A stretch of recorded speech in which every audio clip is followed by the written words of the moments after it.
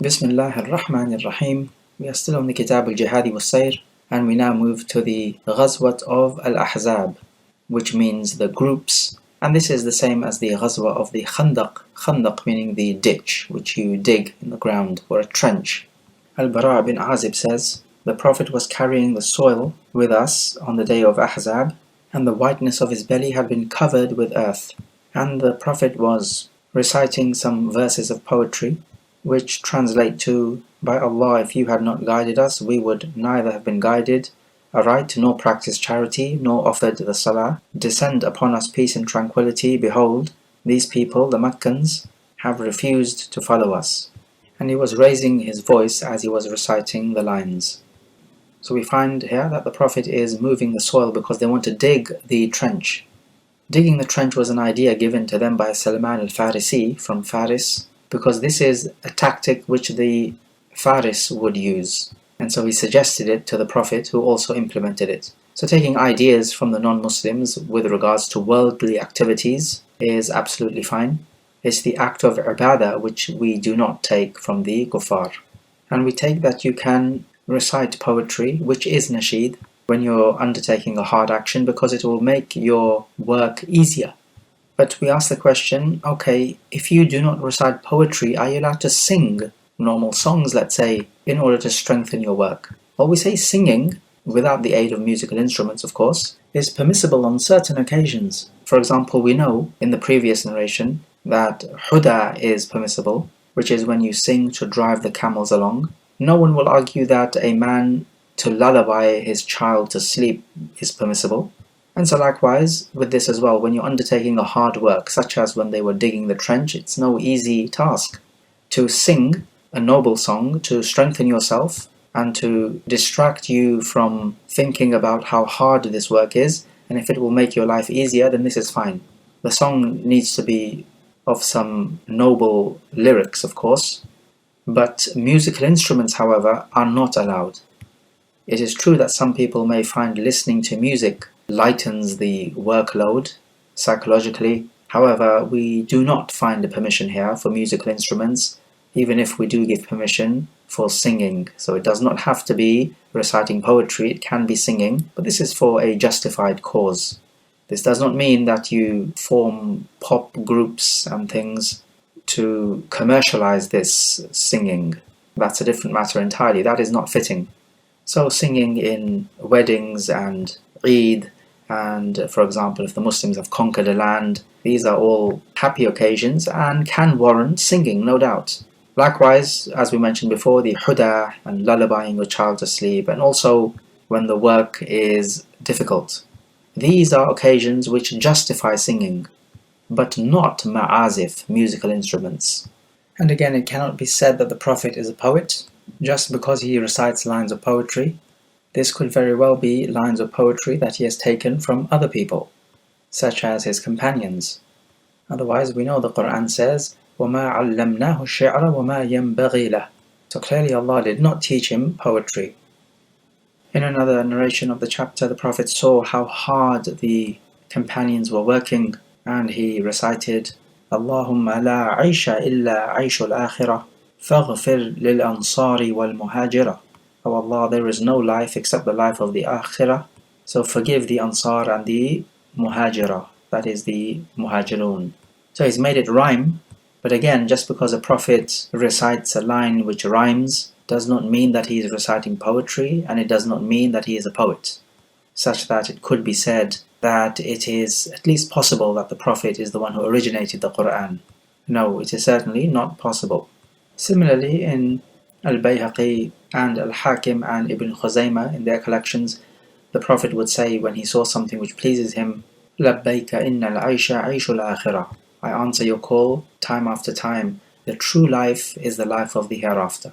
So in statements like these, it really puts this life into perspective, that even if you are undergoing hardship in this life, or perhaps you do not have in this life that which you desire, then the real life is the life of the hereafter. So do not chase after this life. Allah Jalla wa Ala already tells us this in the Quran in Surah Taha, وَلَا تَمُدَّنَّ عَيْنَيْكَ إِلَى مَا مَتَّعْنَا بِهِ أَزْوَاجًا مِّنْهُمْ زَهْرَةَ الْحَيَاةِ الدُّنْيَا لِنَفْتِنَهُمْ فِيهِ. وَرِزْقُ رَبِّكَ خَيْرٌ وَأَبْقَى. Do not stretch out your eyes, seeking that which we have various groups of them to enjoy from the splendor of this life, that we may test them thereby. And the provision of your Rabb is better and longer lasting. The next chapter about the Ghazwa, or the military expedition of Dhu Qarad and other battles. Okay, so Dhu Qarad is a place where the camels of the Prophet were grazing. It is near the tribe of Ghatafan. So, in the place of Dhu Qarad, the young camels of the Prophet were grazing. They had been newly born.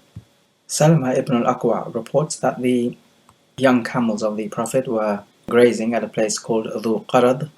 The servant of Abdurrahman bin Auf met me and he said that these camels of the Prophet have been taken away, they've been snatched. I said, who has taken them away? And he said, the people of Ghatafan. He says, I cried help 3 times so that the whole city could hear me. Then he says, he ran after them by his own self and he caught up with them at Dhu Qarad. He says, being an archer, I began to shoot at them with my arrows and I was reciting a line of poetry. أنا ابن الأكوع واليوم يوم الرضا. I am the son of Al-Aqwa, and today is the day of the ignoble ones. Meaning to say, today is the day when the ignoble people are going to be defeated. He says, I continued to chant this until I rescued the camels from them, and as the enemies gave flight, they dropped some mantles, that is the rida, about 30, which he collected as well. He told the Prophet, I have prevented them from water whilst they were thirsty, so you should send a force to punish them. The Prophet said, O Ibn al-Aqwa, you have taken what you have taken, now let them go. Then we returned, and the Prophet let me mount behind him on his she-camel until we entered Al-Madinah. You just have to admire the bravery of Salama ibn al-Aqwa. How much of a class act do you have to be to chase down a whole people who have snatched your camels, to retrieve the camels single-handedly from them, as well as some clothing which they dropped, all the while praising yourself in a line of poetry. This is the type of thing films are made out of.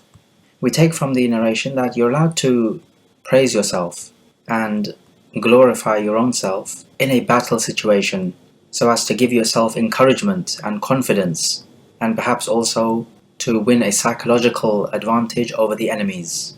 So in a battlefield situation specifically, this type of action is not the blameworthy arrogance, but rather it serves a beneficial purpose. The next chapter about the words of Allah Jalla wa Ala in the Quran. He is the one who withheld their hands from you. This is in Surah Al-Fath, ayah 24. Anas ibn Malik narrates, he says, 80 people from Mecca swooped down upon the Messenger of Allah and the companions without warning them from the mountain of Tan'im. They were armed and wanted to attack the Prophet. However, the Prophet managed to capture them and spared their lives. So Allah Jalla wa Ala revealed the ayah, وَهُوَ الَّذِي كَفَّ أَيْدِيَهُمْ عَنْكُمْ وَأَيْدِيَكُمْ عَنْهُمْ بِبَطْنِ مَكَّةَ مِنْ بَعْدِ أَنْ أَظْفَرَكُمْ عَلَيْهِمْ وَكَانَ اللَّهُ بِمَا تَعْمَلُونَ بَصِيرًا. Even previously, the kuffar tried to swoop down on the Prophet and take him by surprise, but they suffered heavy loss due to the tawfiq of Allah Jalla wa Ala. And despite this, the Prophet ﷺ agreed to the treaty of Al-Hudaybiyah, as we have mentioned before. And because of this treaty, both sides were prevented from harming each other. And so this is what Allah Jalla wa Ala is referring to, that He has stopped Muslims from attacking the kuffar and the kuffar from attacking the Muslims. After He had given you victory over them, what does that mean? It's referring to when the Quraysh would try to attack the Prophet only to fail, because Allah gave victory to the Muslims over the kuffar. The next chapter is about the Ghazwa, or the military expedition of women with the men. Anas ibn Malik narrates that on the day of Hunayn, that is the battle of Hunayn, when they fought the tribe of Hawazin, he says Sulaym took a dagger that she possessed. Abu Talha, her husband, saw her and he said, O Messenger of Allah, this is Sulaym, she's holding a dagger. The Prophet asked her about this. She said, I have taken this. If any mushrik comes near me, I will rip his belly. The Prophet began to laugh, meaning smile. Sulaym said, O Messenger of Allah, kill all of these people other than us, whom you have declared to be free this day, meaning on the day of the conquest of Mecca. And the Prophet said to her, Ya Sulaym, Inna Allah qad kafa wa ahsan. O Sulaym, Allah has been sufficient for us and He has done good to us. Also in the chapter, it's reported that Sulaym and some other women of the Ansar used to accompany the Muslim soldiers when they went out to war. They would give water to the soldiers and treat those who were wounded. Sulaym says to the Prophet here, اقتل من بعدنا من الطلقاء إن هزموا بك. Kill all those after us, meaning other than us, from those you have declared free. They have only embraced Islam because they have been defeated by you. So she's saying they have not embraced Islam because they genuinely want to do it for the sake of Allah, which is why you ought to embrace Islam. But they've only done it just to safeguard their own selves, not for the sake of Allah. But of course that is out of her passion. Otherwise we have no right to judge somebody to be a munafiq. As long as a person self-identifies as a Muslim and there are no signs of nifaq from him, then we have no right to say that he's a munafiq. As for women treating the men, yes, this is permissible even if they are non-mahram, as long as the conditions are met, which are that there must not be any privacy and that the women must not be adorned. Otherwise, men and women who are non-mahram to each other can treat each other subject to these conditions if there is a need to do so. So if there is no other male person who can treat you, and then the same ruling applies the other way around. However, it should be noted that women do not fight. Also in the chapter, Anas ibn Malik reports, on the day of Uhud, some people were defeated and they left the Prophet. However, Abu Talha stood by the Prophet, covering him with a shield. He was a powerful archer who broke 2 or 3 bows that day. Whenever a man would pass by with a quiver containing arrows, Anas would say, save them for Abu Talha. Whenever the Prophet would raise his head to look at the people, Abu Talha would say, may my father and mother be ransomed for you. Lower your head, lest you be struck by an arrow. My neck is before your neck. Anas says, I saw Aisha and Sulaym. Both of them had tucked their garments so I could see the anklets on their feet. They were carrying water skins on their backs and pouring water into the mouths of the people. Then they would go back to the well and bring more water. He says, on this day, Abu Talha's sword dropped twice or thrice because of the drowsiness he experienced. So in this narration there is a virtue of Abu Talha, how brave he was, protecting the Prophet against all the odds, prepared to sacrifice his life for him. We also learn he was a powerful archer. We learn what we have learned from the previous narration, that women can aid and support the fighters.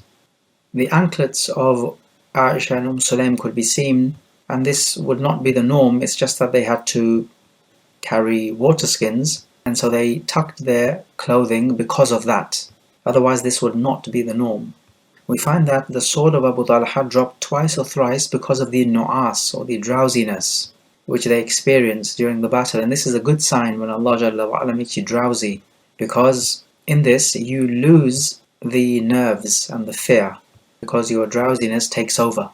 So this is a positive sign in a battle situation.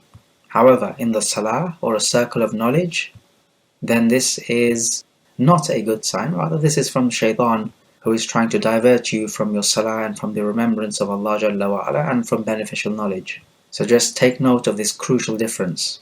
The next chapter is about women participating in the fight can be given a prize or a reward, but not a regular war booty share, and the prohibition of killing children of the enemy. Najda wrote to Ibn Abbas asking him about a few matters from the Sunnah. He asked whether the Prophet took women to the battles, and if so, did they receive a share in the ghanima? He asked whether the Prophet killed the children of the enemies. He asked how long should an orphan be considered as an orphan, and for whom the khumus of the war booty, the fifth, goes to. So Ibn Abbas wrote back, he says, you asked me whether the Prophet took women to participate in the fight? He says, yes, he did take them, and they would treat the wounded and were given a reward from the booty, but he did not assign a regular share for them. And the Prophet did not kill the enemy's children, so you should also not kill their children. And about the orphan, he says, by my life, a man may even grow a beard, yet still be incapable of providing for his own self. But when he can look after his own interests like other grown-up people, he is no longer an orphan. And about the Khumus, we used to say it is for us, that is the kinsmen of the Prophet. But those people, meaning the Banu Umayyah, have denied it from us. Now in another narration of the chapter, Ibn Abbas says that the yutum, the orphan status, is removed when he reaches puberty. Now this is true, the status of orphan is removed when he reaches puberty. However, what if he reaches puberty and is incapable of looking after his own wealth? So in a case like this, he still needs his wali to look after the wealth for him until a time where he can look after his wealth. But however, supposing a person leaves a bequest that this building or this house will be for orphans. And so we say that if a person reaches puberty, he will not have the right to make use of this house because he is no longer an orphan. The man An-Najda who is writing to Ibn Abbas is from Harura in Iraq, and that was the place of the Khawarij. This is why Ibn Abbas says that if I did not fear committing sin due to concealing knowledge, I would not have written back to him. And then you do not know, perhaps Allah Jalla wa Ala will open his heart because of the knowledge that you have imparted on him. We learn that you're not allowed to kill children intentionally, of course. It's another matter unintentionally. And the reason is because the children are more apt to embracing Islam. They are closer to the fitrah, their hearts have not yet been hardened. And also the children will be the wealth of the Muslims if they conquer the kuffar. So why would you want to kill or destroy your own wealth? It's the same rule with women as well, as long as they are not fighting or helping the fighters. In a wording of the narration, Ibn Abbas said, you can kill the child إِلَّا أَن تَكُونَ تَعْلَمْ مِنْهُمْ مَا عَلِمَ الْخَضِرُ مِنَ الْغُلَامِ. You cannot kill them except if you know from these children what Khadir knew from the boy he killed. But of course that is impossible. Who can tell the future? And it's interesting Ibn Abbas should reply like this, because just in case this Khariji replies back by saying, oh, but Khadir killed the boy, did he not? So why are we not allowed to kill their women and children? So this is a type of argumentation where, if you like, you get your foot in the door before your opponent does. The next chapter is about the number of military expeditions of the Prophet. Abdullah ibn Yazid went out for the Salat al-Istisqa. He prayed 2 rak'at.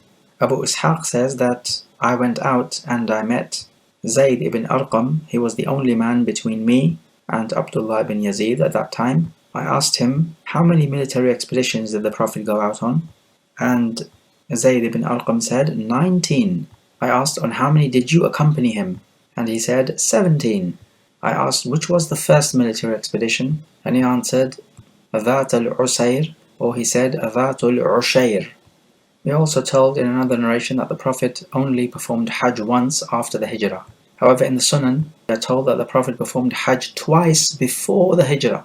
As for after the Hijrah, he only performed the Hajj once, which was the farewell Hajj. However, he performed Umrah 4 times after Hijrah. The Dhat al-Ushair, this event took place in the 2nd year of the Hijri calendar, the same year as the Battle of Badr. The Prophet pursued the enemy up to a place called Ashira, but then he returned because the enemy fled. So we find from the narration that Zayd ibn Arqam says there were 19 expeditions. You could get difference of opinion as to what counts as an expedition, but according to Zayd ibn Arqam there were 19, of which he took part in 17. Next chapter about the expedition of Dhat al-Riqa. From Abu Musa al-Ash'ari, he says, we set out on an expedition. We were 6 in number. We had only 1 camel, which we rode in turns. He says our feet were injured. He says my feet were so badly injured that my nails dropped off. We covered our feet with rags. So this expedition was called the one of the rags. Abu Burda says that Abu Musa narrated this to us, but he did not like to repeat it because he did not want to give this publicity. This expedition took place because some tribes from Ghatafan, Banu Anmar, Tha'laba and Maharib, they were from the tribes of Ghatafan, were planning to attack the Prophet. Uthman was left in charge of Al-Madinah, and 700 men set out with the Prophet. They were to go to a place called Nakhla, 2 days' journey from Al-Madinah. There was no actual fight. There was a face-off, but without any swords being drawn. In the end, the kuffar were just scared and fled. It was at this expedition where the Salat al-Khawf was prayed. And the way this was done, the Prophet led 2 rak'at in front of the first group, and then he prayed 2 rak'at in front of the second group. So his last 2 rak'at would have been nafila, whereas it would have been a fard for those praying behind him. The next chapter, about the disapproval of seeking help from a kafir in a military expedition. Aisha reports that when they were setting off for Badr, they reached the place called Harratul Wabara, about 4 miles from Al-Madinah. A man met the Prophet. He was from the Mushrikeen but was known for his courage. The companions were pleased to see him. He said to the Prophet, I have come that I may follow you and take a share of the war booty. The Prophet asked him, do you have Iman in Allah and the Messenger? He said no. And then the Prophet told him, فَارْجِعْ فَلَنْ أَسْتَعِينَ بِمُشْرِكٍ, return, because I will not seek help from a mushrik. The man met the Prophet again at a place called Shajara, and the same event ensued. He asked the same thing and the Prophet replied in the same way. And then again he met the Prophet at a place called Bayda. Now on this occasion when the Prophet asked him, do you have Iman in Allah and the Messenger? He said yes. And then the Prophet told him, then come along with us. Now seeking help from a kafir in a military expedition is of 2 types. Firstly, by taking weapons from them. This is permissible in all cases when you simply buy military hardware. That is simply from trade, and that is permissible, as we know. As long as you do not see any undesirable consequences, then this is fine. As for seeking help physically, in terms of fight, then this is impermissible except with 2 conditions. Number 1, if it is a necessity, and number 2, if you feel safe from their treachery, so this person is a trustworthy kafir and will not stab you in the back. Because otherwise it is reported that Safwan ibn Umayyah, who was a mushrik at that time, fought for the Muslims in the Battle of Hunayn, and likewise in the Battle of Uhud, a mushrik called Quzman fought for the Prophet. So it shows that it can be done, but with those 2 conditions. Okay, let's take some review questions. So question number 1. Do women have any role to play in a battle? Explain your answer. Question number 2. Can you seek help from a kafir in a military expedition?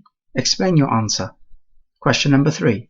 Why is drowsiness in a military expedition a good thing, yet it is not so good in the salah or in circles of knowledge?